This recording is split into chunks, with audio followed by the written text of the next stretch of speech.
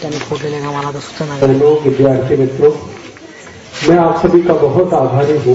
आप यहाँ उपस्थित हैं और मुझे आपसे आरोग्य के विषय में बात करने का थोड़ा समय मिलता है। आपसे इस बात के लिए क्षमा चाहता हूँ कि बहुत अच्छे से मराठी भाषा नहीं बोल पाता, इसलिए हिंदी मराठी मिलाकर बात करूँगा। मेरी बात आपको ठीक से समझ में आएगी, ऐसा मेरा विश्वास है। हम सब अपने भारत में रहने वाले नागरिक आज अपने जीवन में बहुत ज्यादा दुखी हैं, तो अपने आरोग्य के लिए, अपनी चिकित्सा के लिए। संपूर्ण भारत देश में 110 कोटि नागरिक रहते हैं। हमारा भारत की जो लोक संख्या है वो 110 कोटि की है। इस 110 कोटि की लोक संख्या में सबसे जास्ती लोक संख्या शेतकरी नागरिकों की है, काश्तकार। 77 कोटि शेतकरी नागरिक इस देश में और बाकी लगभग 30 से 33 कोटि नागरिक शहर में रहते हैं। शहर और गांव में रहने वाले जो नागरिक हैं, इनको अपने जीवन में तरह तरह के रोग उत्पन्न होते हैं और उन रोगों की चिकित्सा के लिए वो अपने जीवन में सबसे ज्यादा पैसा खर्च करते हैं। हमारे अपने जीवन के जो रोग हैं, जिनकी चिकित्सा में हम पैसा खर्च करते हैं, मैं उसके बारे में एक बार भारत सरकार को एक पत्र लिखा था। भारत सरकार का आरोग्य खाता है, उसके एक मंत्री हैं, आरोग्य मंत्री भारत देश के। उनको मैंने प्रश्न पूछा कि 110 कोटि भारतीय नागरिक हैं, इसमें कितने कोटि नागरिक स्वस्थ हैं?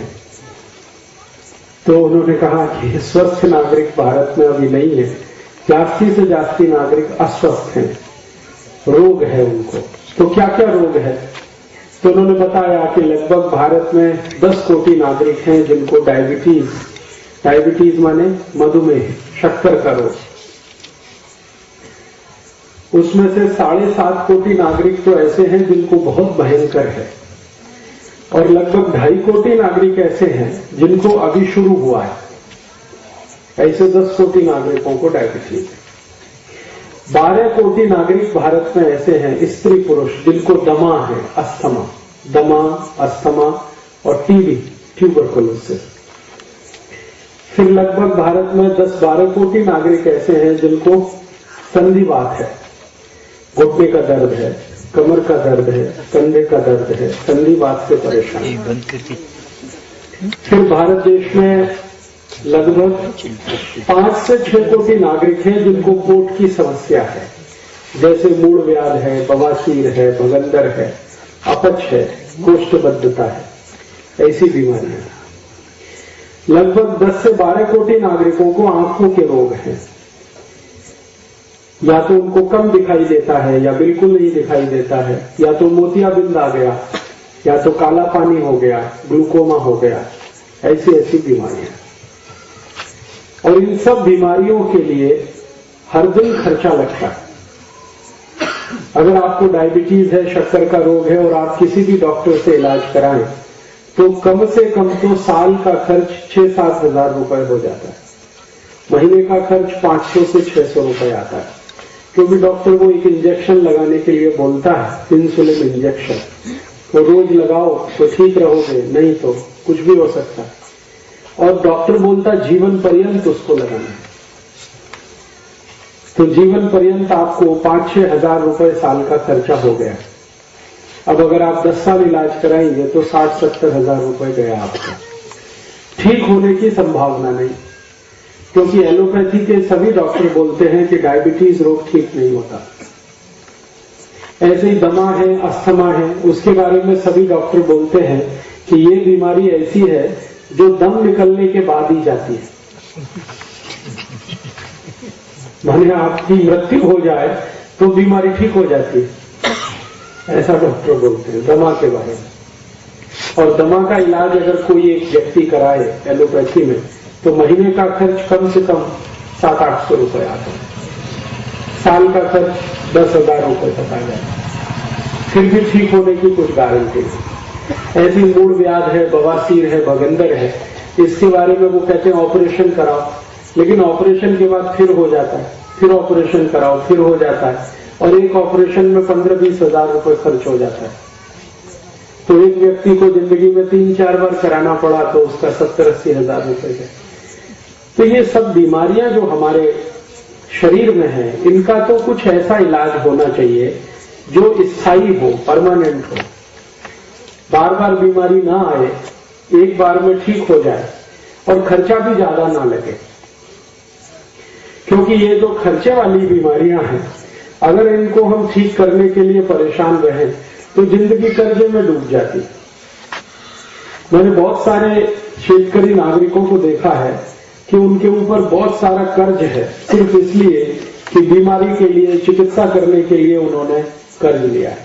कई शेतकरी भाई ऐसे हैं जिनका घर बिक जाता है, जमीन बिक जाती है, गाय बैल सब बिक जाते हैं। ऐसी स्थिति गांव-गांव में है। मैं पिछले कई वर्षों से इस चिकित्सा विषय का अभ्यास करता हूं और अभ्यास इस दृष्टि से करता हूं कि भारत के नागरिकों को सस्ती से सस्ती चिकित्सा कैसे मिले और जिंदगी भर वो ठीक रहे, स्वस्थ रहे, उसके लिए क्या उपाय हो। तो इस दृष्टि से मैंने भारत देश में सबसे पुरानी जो चिकित्सा पद्धति है उसका नाम है आयुर्वेद। आयुर्वेद चिकित्सा पद्धति का मैं पिछले कई वर्ष से अभ्यास करता हूं। भारत देश में आयुर्वेद चिकित्सा पद्धति लगभग 5000 वर्ष पुरानी है। जब इस देश में भगवान कृष्ण हुए ना, महाभारत हुआ, उसको 5000 वर्ष पूरे हो गए। वो समय से आयुर्वेद चलता है और कई जगह तो हमारे पुराने शास्त्रों में है कि रामचंद्र जी के जमाने में भी आयुर्वेद था, क्योंकि राम जी के भाई थे लक्ष्मण, उनको मूर्छा आई थी रावण के साथ युद्ध करने में, तो उनकी चिकित्सा संजीवनी नाम की एक बूटी से हुई थी। वो संजीवनी आयुर्वेद की औषधि है। तो अगर राम जी के बारे में बात करते हैं और उस समय का सोचते हैं तो रामचंद्र जी को हुए 5,13,000 वर्ष हो गए। इसका अर्थ यह है कि 5,13,000 वर्ष पहले भी आयुर्वेद चिकित्सा थी। और भगवान श्री राम की जो सेना थी उसमें एक आयुर्वेद के चिकित्सक थे, उनका नाम था सुषेण, वैद्य थे वो। तो रावण के साथ युद्ध होता था तो रात्रि को जो वैद्य थे वो सबकी चिकित्सा करते थे। किसी को तीर लगा, किसी को भाला लगा, किसी को कुछ लगा, चोट लगी तो उसकी चिकित्सा करते थे। इसका माने भगवान श्री राम के समय में भी आयुर्वेद था। मैं कहना यह चाहता हूं कि आयुर्वेद चिकित्सा पद्धति लाखों वर्ष पुरानी है। और अगर कोई चिकित्सा पद्धति लाखों वर्ष पुरानी है तो इसका अर्थ यह है कि उसमें सच्चाई है, उसमें ताकत है। नहीं तो इतने साल कोई चिकित्सा पद्धति चल नहीं सकती। अभी जो आधुनिक चिकित्सा पद्धति है, अंग्रेजी चिकित्सा पद्धति जिसको हम एलोपैथी कहते हैं, ये मुश्किल से 200-250 वर्ष पुरानी है। 250 साल पहले ये शुरू हुई है और अभी से ही इतनी तकलीफ उसमें आ रही है कि डॉक्टर खुद परेशान है। उनकी परेशानी क्या है? रोज एक नई दवा आती है और रोज एक नया रोग आता है। जितनी दवाएं आती हैं उतने नए नए रोग आते हैं और कई बार दवाएं फेल हो जाती हैं, रोगी ठीक नहीं हो पाते। हमने कभी नहीं सुना ऐसा एक रोग इस साल आया, चिकनगुनिया। सुना आपने चिकनगुनिया? मैंने कभी सुना नहीं जिंदगी में चिकनगुनिया, लेकिन आ गया। और इस चिकनगुनिया में इतना तकलीफ हुई है, लाखों लोग इसमें परेशान हुए और हजारों लोग तो बेचारे मर गए, क्योंकि इसकी औषधि नहीं है डॉक्टरों के पास। तो ऐसे नए नए रोग आते रहते हैं, नई नई चिकित्सा करते रहते हैं, फिर दवाएं आती हैं, फिर रोग आते हैं। तो मैं जब ये चिकित्सा विषय का अभ्यास करता था तो मुझे पता चला कि ये जो एलोपैथी चिकित्सा है, आधुनिक चिकित्सा है, इसमें क्या होता है कि दवाएं जो है ना वही रोग पैदा करती है। आप जो गोली खाते हैं ना, वो गोली आपको एक रोग में से निकालती है, दूसरे में फंसा देती है। ऐसी दवाएं हैं। जैसे आपका रक्त दबाव जास्ती है, माने ब्लड प्रेशर हाई है, बीपी, उसकी आप गोली खाओगे और लगातार खाओगे तो थोड़े दिन में आपको हृदयघात हो जाए,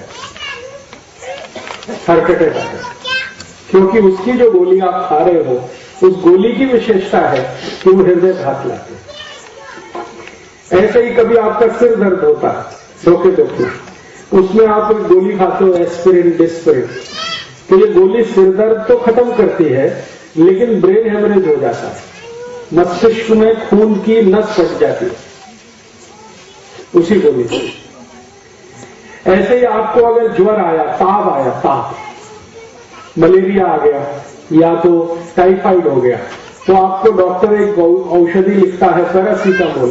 पैरासीटामोल आप खाओगे तो ताप तो चला जाएगा, लेकिन आपका जो किडनी है और लीवर है, यकृत है, वो खलास हो जाएगा। क्योंकि एलोपैथी की दवाएं ऐसी हैं, वो एक रोग खत्म करती है, दूसरा पैदा होता है, दूसरा खत्म करती है, तीसरा पैदा होता है। इसलिए जिंदगी भर आपको डॉक्टर के चक्कर में फंसना पड़ता है और आप हमेशा निरोगी नहीं रह पाते, स्वस्थ नहीं रह पाते।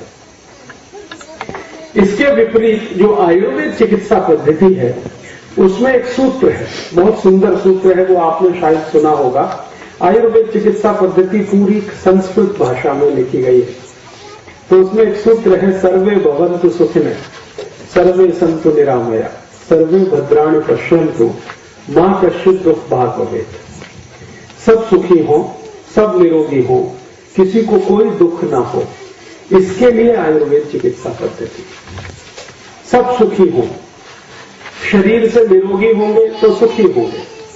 अगर आपको शरीर में कोई रोग है तो आप कभी सुखी नहीं रह सकते, और अगर शरीर निरोगी है, स्वस्थ है आप, तो जिंदगी भर सुखी रह सकते।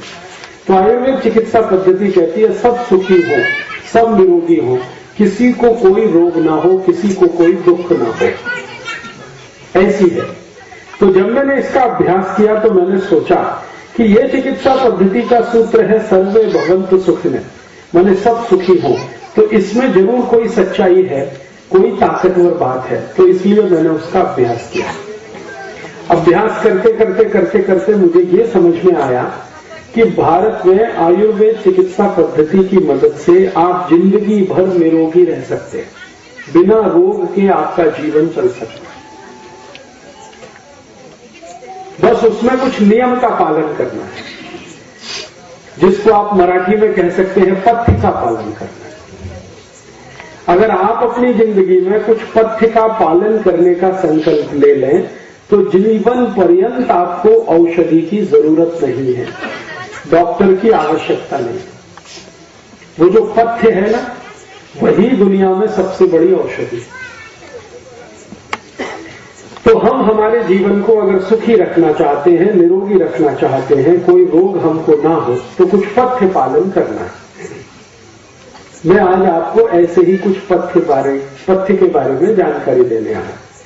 अगर आप आज से ही उसका पालन शुरू करेंगे तो आपके शरीर के 50% रोग बिना किसी औषधि के 1 महीने में निकल जाएंगे। और अगर आपने वो पथ्य पालन 2 महीने किया तो 80% रोग बिना किसी औषधि के चले जाएंगे। और जो 3 महीने किया तो सभी रोग आपके शरीर से चले गए। फिर आप बोलेंगे 3 महीने के बाद क्या करना? 3 महीने के बाद जो पथ्य आपने शुरू किया है उसको आगे भी चालू रखना, तो दोबारा कोई रोग नहीं आएंगे। ये है आयुर्वेद का सरल सूत्र। अब आप बोलेंगे वो पथ्य क्या है? मैं आपको छोटी छोटी कुछ माहिती देता हूं।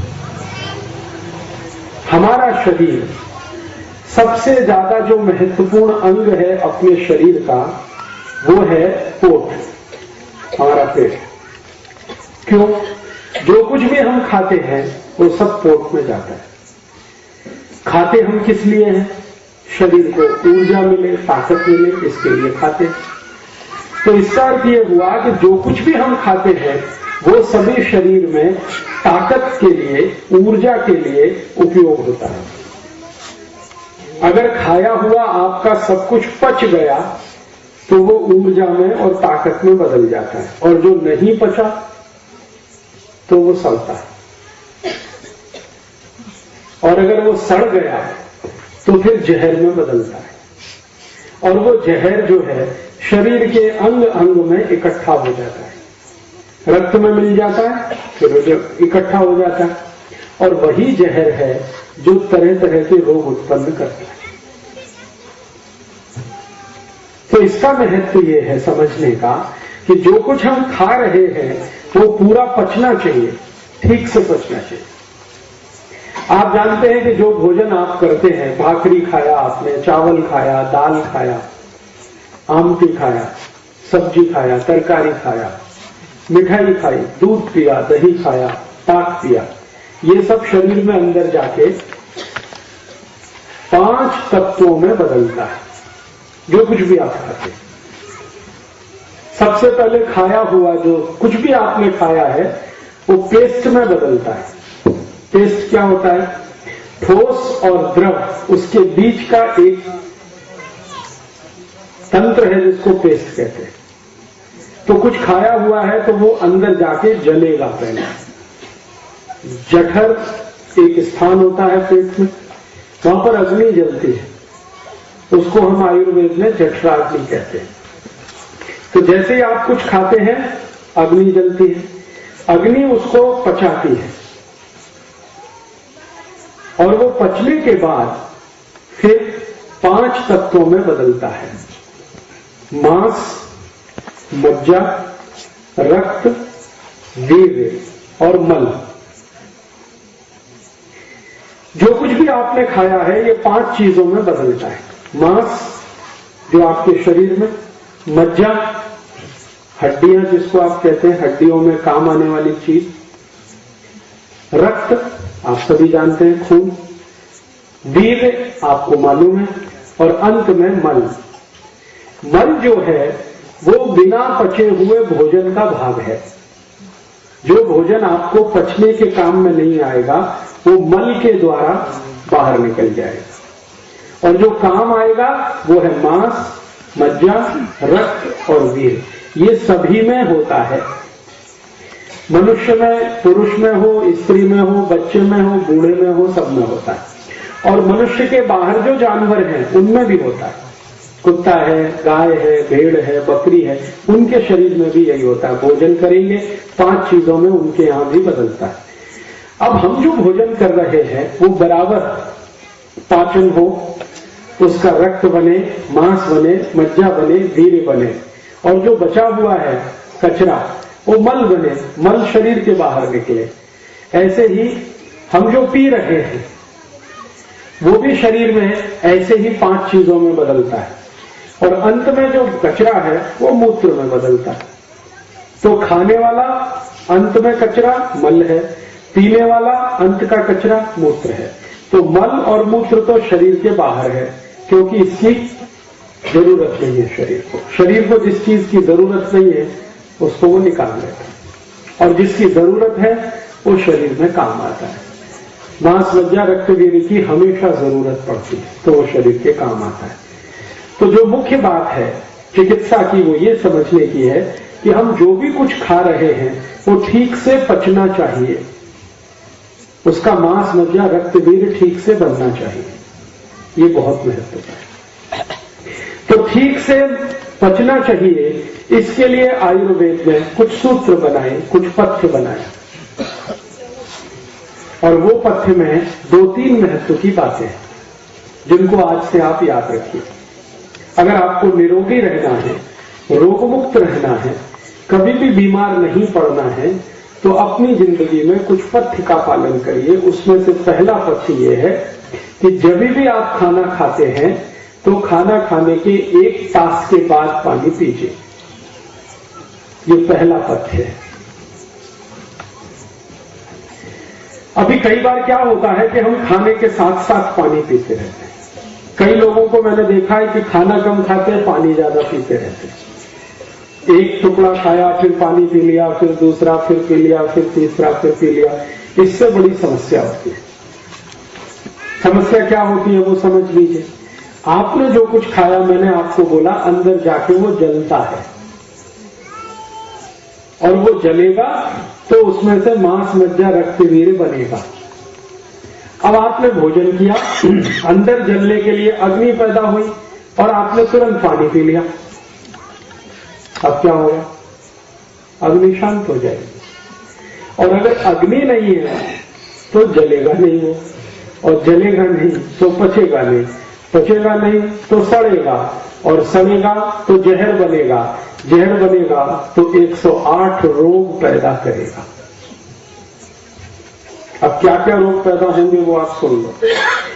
जिनको भी भोजन पचता नहीं उनको सबसे पहला रोग शुरू होता है पेट में गैस बनना। ये जो गैस बनती है ना, ये इसका लक्षण है कि आपको भोजन पच नहीं रहा, ये पहला लक्षण। दूसरा, अगर आपने उसको ठीक नहीं किया गैस बनना, तो धीरे धीरे ये गैस जलन करती है, फिर आग पड़ती है, पेट में आग पड़ेगी, छाती में आग पड़ेगी। फिर भी आपने उसको ठीक नहीं किया तो वो थोड़े दिन के बाद जहां गैस बनती है ना, वहां घाव बन जाता है, अल्सर कहते हैं उसको। फिर भी आपने ठीक नहीं किया तो वो घाव और बड़ा हो जाता है, फिर उसको पेप्टिक अल्सर कहते हैं। अब फिर भी आपने ठीक नहीं किया तो फिर वही कैंसर हो जाता है। और इसी कैंसर होने के पहले घाव अगर पेट के थोड़े नीचे के हिस्से में बन गया, थोड़े ऊपर के हिस्से में तो कैंसर हो जाएगा, पेट के थोड़ा नीचे के हिस्से में बन गया तो बवासीर हो जाएगा, मूल व्याध हो जाएगा, भगंदर आ जाएगा। और बवासीर, मूल व्याध, भगंदर थोड़े ज्यादा दिन चल गया तो वहां भी फिर कैंसर हो जाएगा।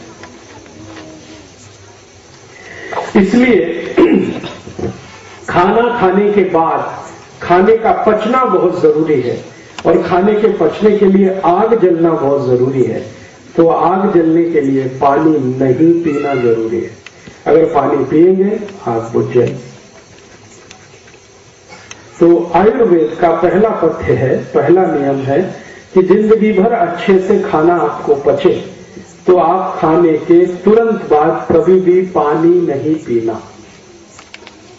पानी पीना हो तो कम से कम 1 तास के बाद पीना। अब आपका एक प्रश्न आएगा कि खाना खाते खाते गले में फंस गया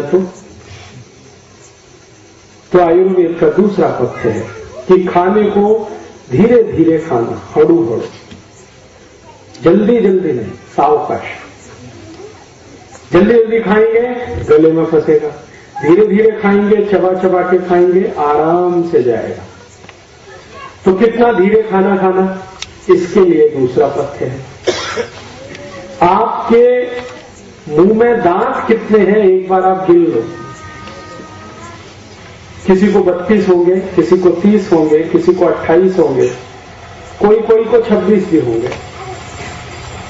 दांत सभी को हैं, गिन लो आप। तो आयुर्वेद का नियम यह है कि जितने आपके दांत हैं उतनी बार भोजन को चबाना। आपने भाखरी का एक टुकड़ा तो मुंह में रखा, अगर आपके 32 दांत हैं तो उसको 32 बार चबाना। अगर 30 दांत हैं तो 30 बार चबाना, 28 दांत हैं 28 बार चबाना। 2-3 दिन गिनकर चबाना। 2-3 दिन अगर आपने गिन लिया तो चौथे दिन से अपने आप वो बिना गिने ही उतनी बार वो मुंह चबाएगा, क्योंकि वो कंप्यूटर में फिक्स हो जाएगा। ये जो दिमाग है ना, ये कंप्यूटर है, और जबरदस्त कंप्यूटर है। इससे बढ़िया दुनिया में कोई कंप्यूटर नहीं। तो आपने 1 दिन गिना, 2 दिन गिना, तीसरे दिन से गिनने की जरूरत नहीं पड़ेगी, वो मुंह 32 बार ही चलेगा। बस आप उसका नियम भंग नहीं करना। तो आयुर्वेद का पहला पथ्य मैंने बोला कि खाने के 1 तास बाद पानी पीना। दूसरा पथ्य है कि खाने को चबा चबा के खाना। एक बार का भाखरी अगर खाया या रोटी खाया तो कम से कम 32 बार चबाना। दांत आपके अगर 30 हैं तो 30 बार चबाना, 28 है तो 28। तो अगर आप अच्छे से चबाएंगे तो सारा खाना आसानी से नीचे जाएगा, पानी पीने की जरूरत नहीं पड़ेगी। ठीक है। फिर आप कहेंगे जी खाने के बाद कुछ तो पीना चाहिए। तो आयुर्वेद ने कहा है कि हाँ कुछ पी सकते हैं, लेकिन क्या पीना है? पानी नहीं पी सकते। खाने के बाद अगर पीना हो तो ताक पीना, दूध पीना, शेरडी का रस पी सकते हैं, मौसम्मी का रस पी सकते हैं, आम का रस पी सकते हैं, नींबू का रस पी सकते हैं, पानी नहीं पीना। अब आप कहेंगे ये तो बड़ा विचित्र है आयुर्वेद, ताक पीने की बात किया है और पानी पीने को मना करते। ताक में तो पानी ही है ना, है कि नहीं? दही तो थोड़ा होता है, दही से ज्यादा तो पानी होता है, तो सादा पानी पीने का आयुर्वेद मना करता है, फिर ताक पीने का क्यों? कारण उसका ये है, पानी की एक विशेषता है। पानी के बारे में आपने सुना होगा, महसूस भी किया होगा कि पानी को जिस चीज में मिलाओ वैसा ही हो जाता है। उसका जो गुण है ना, तो जिस चीज में मिलाओ वैसे ही हो जाता है। अगर दूध में पानी को मिला दिया तो पानी का गुण दूध का हो जाता है। दही में पानी मिला दिया और ताक बना दिया तो पानी का गुण दही का हो जाता है। शेरडी के रस में पानी मिला दिया तो उसका गुण शेरडी के रस वाला हो जाता है। मौसम्मी के रस में मिला दिया तो मौसम्मी का गुण हो जाता है। तो पानी को जिसमें मिलाओ पानी वैसे ही हो जाता है। आपने वो गीत सुना है, पानी रे पानी तेरा रंग कैसा, जिसमें मिला दो लगे उसके जैसा। तो आपने ताक में मिलाया है, माने दही में मिलाया, तो फिर वो पानी नहीं रहा, वो दही हो गया। दूध में मिलाया तो पानी नहीं रहा, दूध हो गया। शेरडी के रस में मिलाया तो पानी नहीं रहा, शेरडी का रस हो गया। तो पानी को दही में मिला के ताक बना के पी लो, पानी को दूध में मिला के दूध पी लो, शेरडी के रस में मिला के शेरडी का रस पी लो। भोजन के बाद पानी मत पियो, 1 तास तक, 1 तास बाद पियो। ठीक है, समझ में आया? अभी 2 सूत्र हो गए, मैं फिर से दोहराता हूं ताकि याद हो जाए। पहला सूत्र है भोजन के 1 तास के बाद पानी पीना। दूसरा सूत्र मैंने बताया कि भोजन को चबा चबा के खाना।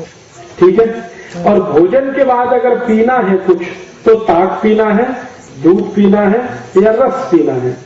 अब आप ये पूछ सकते हैं ताक कभी पीना, दूध कभी पीना, रस कभी पीना, तीनों का समय अलग अलग है। आयुर्वेद में हर चीज के खाने का समय है। ताक का समय है दोपहर के भोजन में, मध्याह्न भोजन जो आप करते, दोपहरी भोजन वो ताक, संध्याकाळी दूध और सकाळी रस। सकाळी जो जेवण किया आपने, ब्रेकफास्ट जिसको आप कहते हैं, नाश्ता कहते हैं, उसमें फल का रस पीना, शेरडी का रस, नींबू का रस, संतरे का रस, मौसम्मी का रस, अनार का रस, दाड़िम का रस, टमाटर का रस, गाजर का रस, जो भी फल का रस है वो सवेरे पीना है, नाश्ते के बाद। दोपहर को जो भोजन किया, दोपहरी भोजन आपका है, उसके बाद हमेशा ताक पीना है दही का, और रात्रि भोजन जो है आपका, उसके बाद दूध पीना। याद रहेगा? सकाळी जेवण नंतर रस, ज्यूस, दुपारी भोजन नंतर ताक, रात्रि भोजन नंतर दूध। बस ये नियम है। तो पहला नियम हुआ भोजन के 1 तास बाद पानी पीना। दूसरा नियम हुआ भोजन को चबा चबा के खाना, इतनी बार चबाना जितने हमारे दांत हैं। तीसरी बात हो गई कि भोजन के 1 तास बाद पानी तो पीना है, लेकिन भोजन के तुरंत बाद अगर कुछ पीना हो तो सकाळी जेवण नंतर ज्यूस, दुपारी जेवण नंतर ताक, रात्रि जेवण नंतर दूध। आगे चले, समझ में आया? अब आगे चले। आगे का जो पथ्य है, सूत्र है, वो क्या है? आगे का पथ्य और सूत्र ये है कि जो आप पानी पिएंगे भोजन के 1 तास बाद, वो पानी कैसे पीना, वो बहुत महत्वपूर्ण है। अभी हमने देखा है कि पानी कैसे पीते हैं, एक लोटा भरा, गट गट गट गट गट गट उतार दिया। ये सबसे खराब पद्धति है पानी पीने की। गट गट गट गट पानी पीना बहुत खराब है। इससे क्या होता है, सबसे खराब एक रोग होता है, ये घुटने, यहां दर्द होता है, एड़ी में दर्द, फिर ये दर्द, फिर ये, फिर ऊपर बढ़ता ही चला जाता है। जो लोग लोटा गट गट गट गट पानी पीते हैं, सबको ये पांव दुखता है। तो पानी ये अच्छा तरीका नहीं है पीने का, पद्धति अच्छी नहीं। फिर पानी कैसे पीना? पानी पीने की पद्धत है जैसे गर्म दूध पीते हैं। गर्म दूध कैसे पीते हैं? एक एक घूट घूट घूट। चाय कैसे पीते हैं? चाय घूट घूट घूट। तो जैसे गर्म चाय पीते हैं, गर्म दूध पीते हैं, एक घूट पिया, फिर दूसरा घूट, फिर तीसरा घूट, ऐसे पानी पीना है। और अगर आपने ये पद्धति समझ ली पानी पीने की, तो जिंदगी भर आपको कोई त्रास नहीं होगा।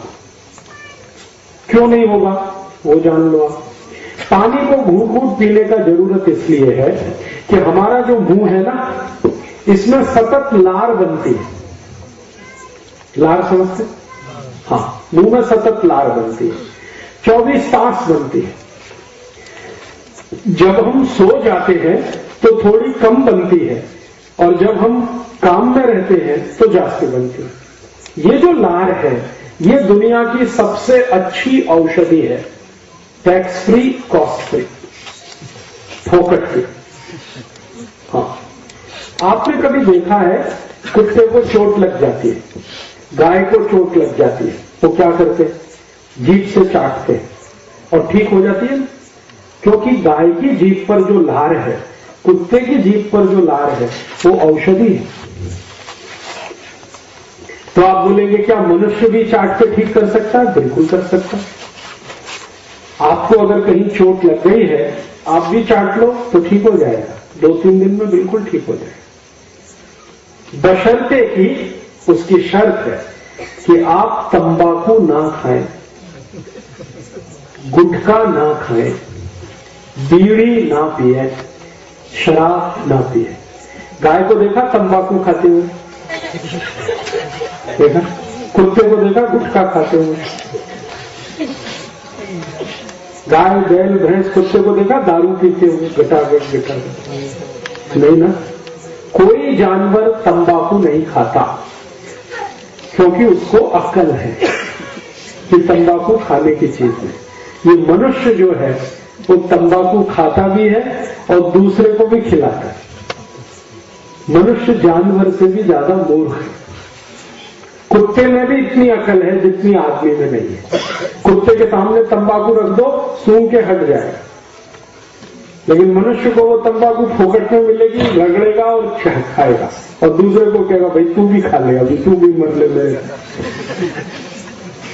तो अगर आप तंबाकू ना खाएं, गुटखा ना खाएं, बीड़ी सिगरेट ना पिए और शराब ना पिए, तो आपका जो लार है ना जीभ का, ये सबसे अच्छी औषधि है। आप अगर अपने शरीर के किसी भी अंग को चाटेंगे तो आप भी ठीक कर लेंगे उसको। और अगर आप कहेंगे जी चाटना मुश्किल है, तो दूसरा उपाय बता देता हूं। आपके मुंह का थूक अगर उससे लगाएंगे वो बिल्कुल ठीक हो जाता है। मनुष्य के लार में भी औषधि है, जानवरों में भी औषधि है। तो आयुर्वेद ये कहता है कि ये जो मुंह की लार है, क्योंकि इसमें औषधि है, इसलिए ये बाहर नहीं जानी चाहिए, ये पेट के अंदर जानी चाहिए। तो पेट के अंदर लार जास्ती से जास्ती जाएगा तब जब पानी को घूट घूट करके पिए। अगर गटगट गटगट पानी पिया तो लार नहीं जाता। घूट घूट पानी पिएंगे, पानी मुंह में रहेगा तो लार को अंदर लेके जाएगा। तो मुंह के लार को पानी के साथ मिलाकर अगर आप अंदर लेंगे तो जिंदगी में कभी कोई रोग नहीं आएगा, क्योंकि ये जो लार है ना, वात, पित्त, कफ तीनों का नाश करने वाली है। और 3 ही तरीके से रोग आते हैं, या तो वात के कुछ रोग हैं, या तो पित्त के हैं, या तो कफ के। चौथा कोई रोग दुनिया में नहीं है। वात के रोगों की संख्या लगभग 48 है, पित्त के रोगों की संख्या लगभग 50 के आसपास, और कफ के रोगों की संख्या भी लगभग 50 के आसपास है। कुल आपके शरीर में 148 रोग हैं, और उन सभी रोगों को ठीक रखने की ताकत लार में है। इसलिए आयुर्वेद कहता है कि हमेशा पानी पियो तो घूट घूट भर के पियो। कर सकते हैं? आज से ही चालू करें। तो आप कहेंगे समय बहुत लगेगा, लगने दीजिए, आपको करने का क्या? मान लो आपने गटगट गटगट पानी पी के समय बचा लिया, तो वो समय का क्या करेंगे आप? टीवी देखेंगे, फालतू का नाच गाना सुनेंगे, उसमें समय खराब ही होने वाला है।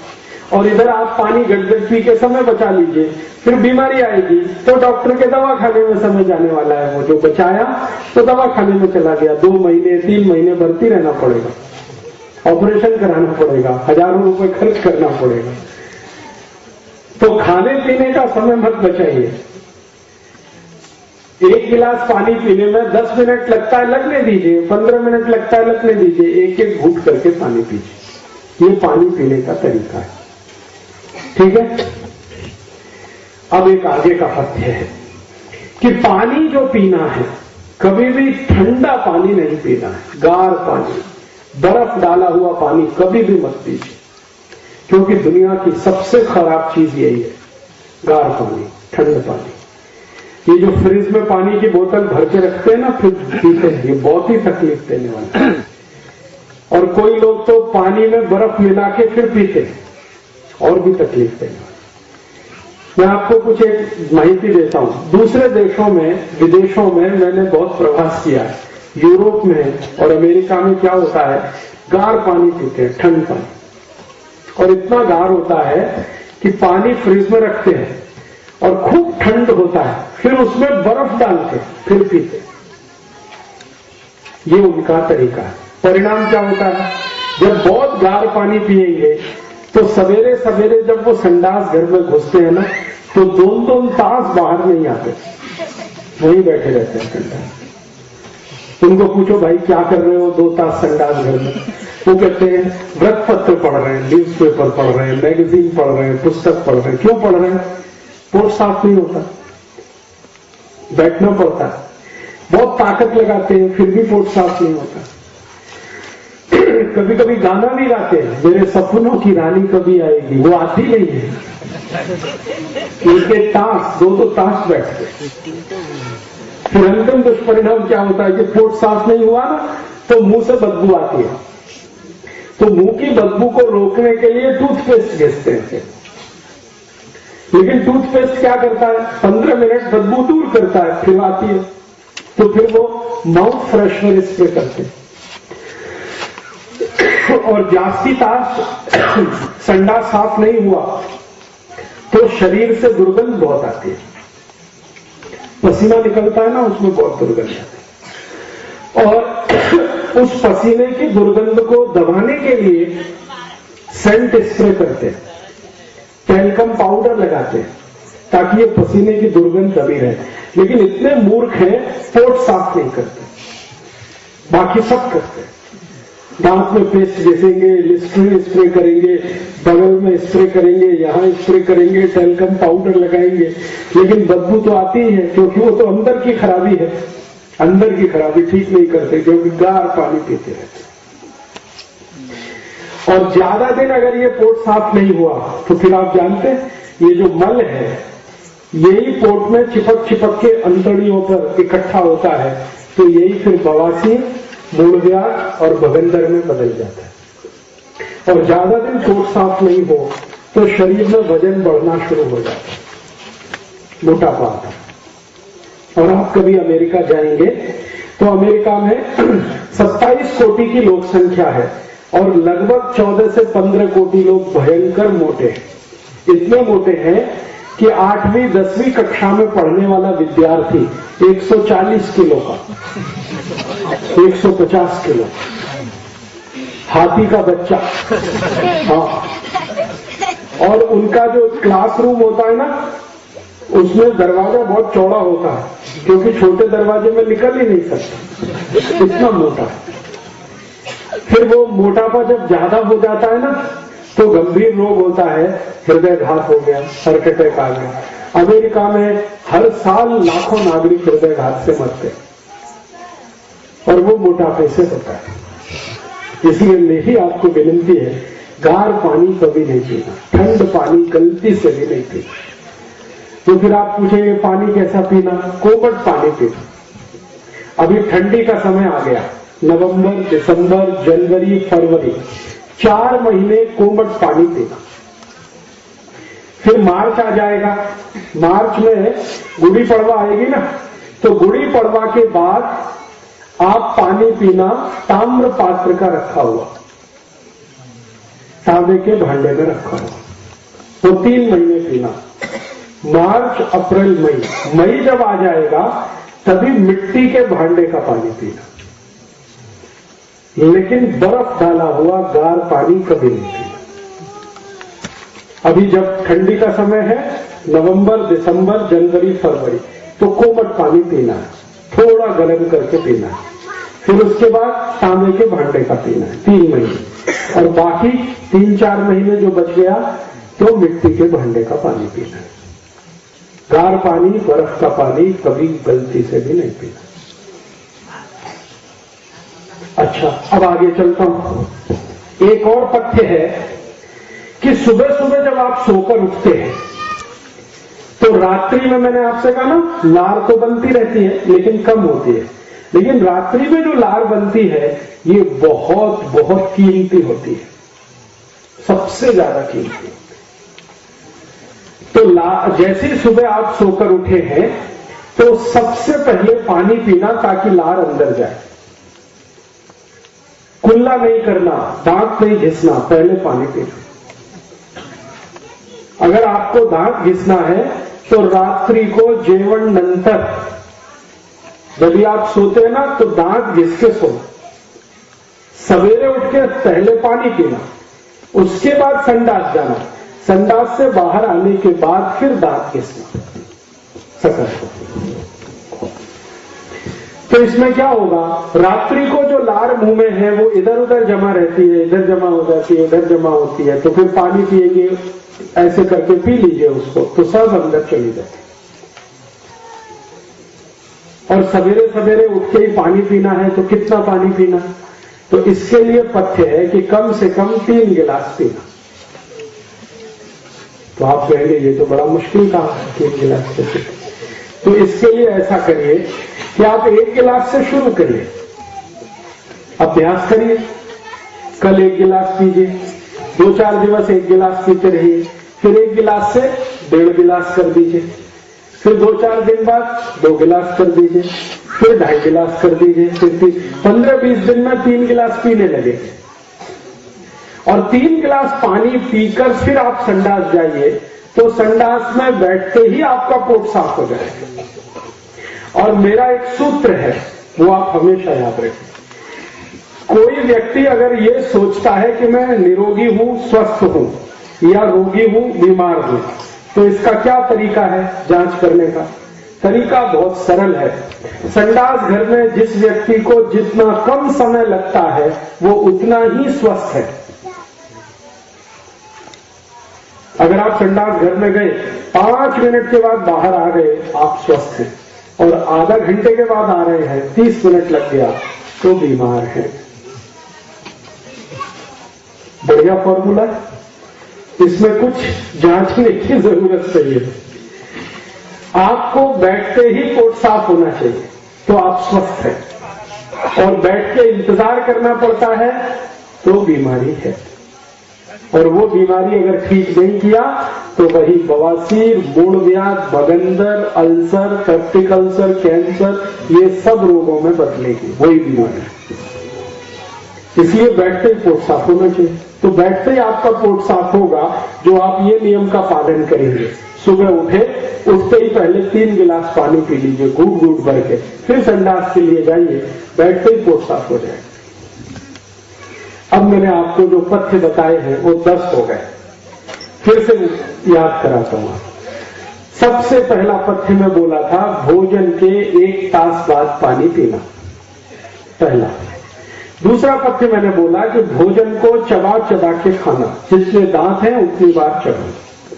तीसरा पथ्य मैंने बोला कि कभी भी भोजन करना है और उसके बाद पीना है कुछ, तो सकाळी जेवण नंतर ज्यूस, दुपारी जेवण नंतर ताक, रात्रि जेवण नंतर दूध।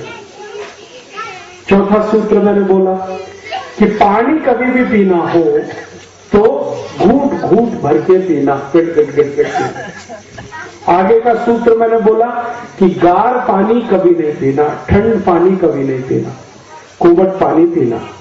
अभी सर्दी के दिन में और जब थोड़ा गुड़ी पड़वा से गर्मी शुरू होगी तांबे के भांडे का, और जास्ती गर्मी होगी तो मिट्टी के भांडे। फिर मैंने नियम बताया कि सकाळी उठते ही सबसे पहले पानी पीना, उसके बाद आपको संडास में जाना। ये कुल मिला के अभी 10 सूत्र हो गए। आपके समझ में आ गए? नहीं आए हो तो पूछिए। बराबर समझ में आया? आपको पीछे समझ में आया? आपको समझ में आया? सबको समझ में आया? आगे बढ़ू? नहीं आया हो तो पूछ लो अभी। अगर समझ में आया तो मैं आगे बढ़ता हूं, नहीं तो अभी पूछो प्रश्न। बराबर समझ में? चलो अब आगे बढ़ता हूं।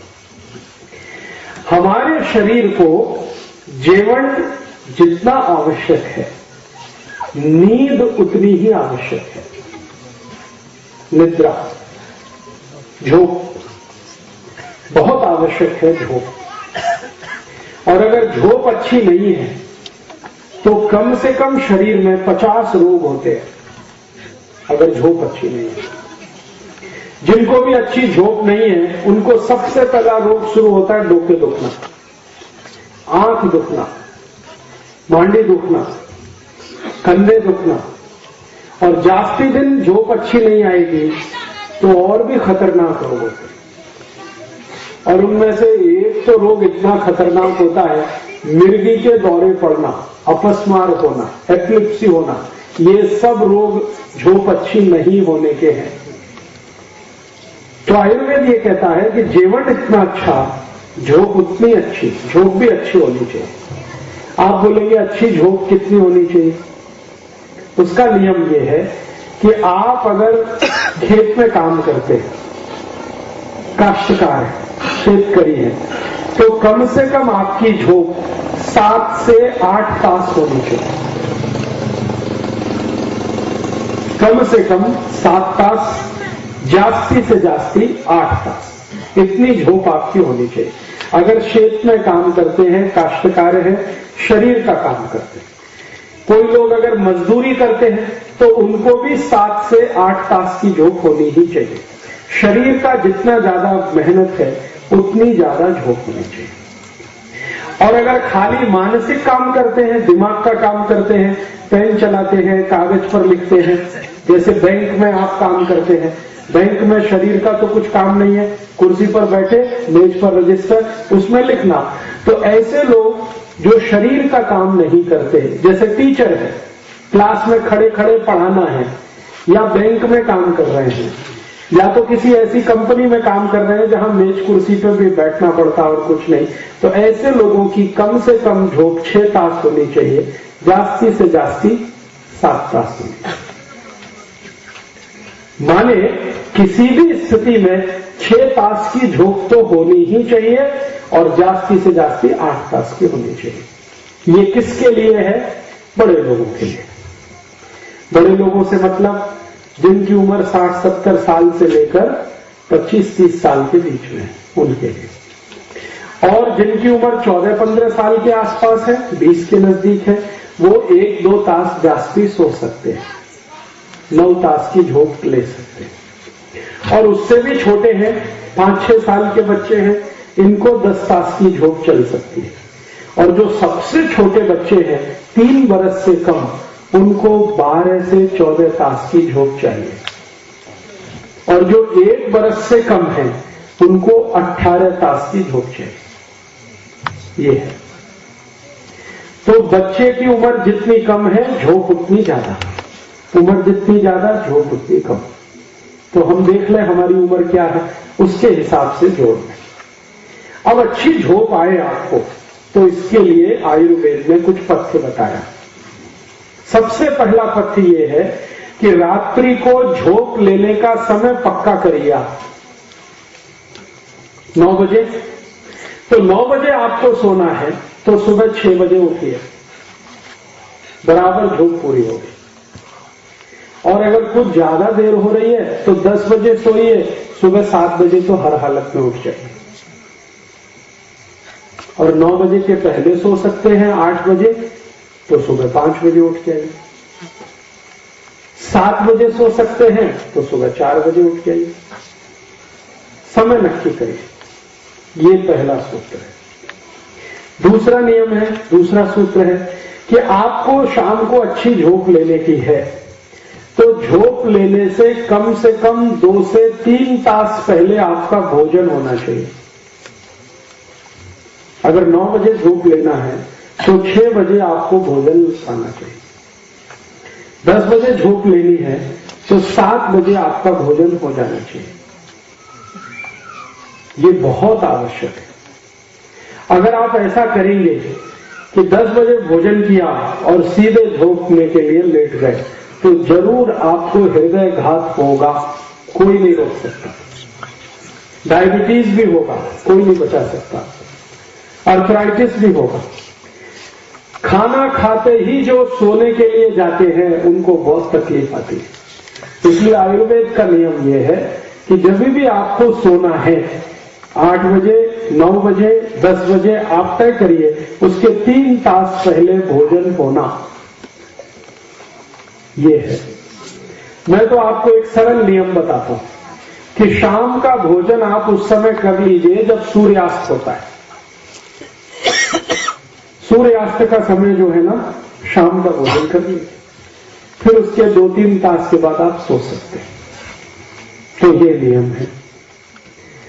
और दूसरा है कि आप जब सोने के लिए जाएंगे तो आपका जो सिर है और जो पांव है इसको किस दिशा में रखना, ये बहुत महत्वपूर्ण है। तो जो सूर्य की दिशा है, सूर्य की दिशा माने पूर्व दिशा, पूर्व दिशा में हमेशा आपका सिर रहना चाहिए और पश्चिम दिशा में आपके पांव रहने चाहिए। ये है नियम। पूर्व में सिर, पश्चिम में पांव। और कभी कभी अगर इसमें कुछ बदल करना है तो एक ही बदल हो सकता है कि दूसरा आपको बदल करना है तो दक्षिण में सिर और उत्तर में पांव। कभी भी उत्तर दिशा में सिर करके मत सोना, नहीं तो बहुत जल्दी मृत्यु आएगी। आपको मालूम है जिस व्यक्ति की मृत्यु हो जाती है उसका सिर हमेशा उत्तर की दिशा में किया जाता है, पांव दक्षिण में, क्योंकि उत्तर की दिशा मृत्यु की दिशा है। मरने के बाद ही व्यक्ति का सिर उत्तर में किया जाता है, जीवित रहने पे नहीं। तो इसलिए इसका याद रखना बहुत जरूरी है। पूर्व दिशा में सिर, पश्चिम में पांव, ये सबसे अच्छा है। और अगर कुछ कारणवश नहीं हो पा रहा है तो दक्षिण में सिर, उत्तर में पांव कर सकते हैं। आज ही घर में बदल कर लीजिए। आपके घर का जो बिस्तर है, अगर आप चारपाई पे सोते हैं, पलंग पे सोते हैं तो उसका सिर पूर्व दिशा में कर लीजिए। जमीन पे सोते हैं तो सबसे अच्छा, कभी भी आसानी से बदल किया जा सकता। तो अच्छा झोंक लेना है तो पूर्व में सिर करिए, ठीक है। अब उसके आगे का एक तर्क है कि जब आप झोंक लेने के लिए लेट गए तुरंत झोंक आनी चाहिए आपको। ये नहीं कि ऐसे ऐसे बदल कर रहे हैं, करवट बदल रहे हैं, कभी इधर कभी इधर, कभी इधर कभी इधर। बहुत लोग हैं आधा आधा तास ऐसे ही घूमते रहते हैं बिस्तर पे, झोंक ही नहीं आती। तो इसका मतलब कुछ रोग है आपको। तो तुरंत आपको झोंक आए, इसके लिए एक बहुत सरल पथ्य है आयुर्वेद का कि आप जैसे ही लेट गए तो ये दाहिना नाक है ना, इसको बंद कर दीजिए और बाएं नाक से सांस भरिए और छोड़िए, सांस भरिए, सांस छोड़िए, सांस भरिए, सांस छोड़िए, ऐसे करके।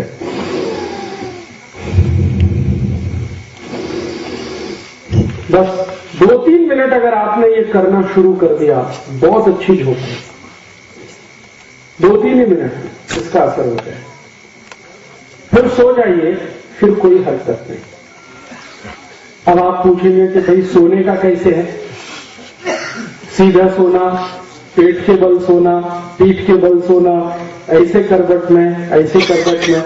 तो रात्रि को जब सोना हो तो पीठ नीचे, पेट ऊपर, ऐसे ही सोना अच्छा होता है। अच्छी झोंक उसी में आती है।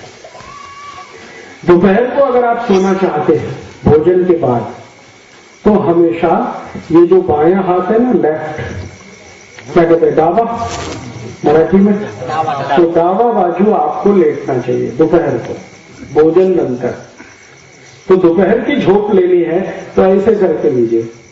रात्रि को दोनों हाथ फैला के सिर आसमान की तरफ, चेहरा आसमान की तरफ, पीठ के नीचे ऐसे सोना है। तो झोंक अच्छी आएगी, तो झोंक से होने वाले रोग कभी नहीं आएंगे। ठीक है।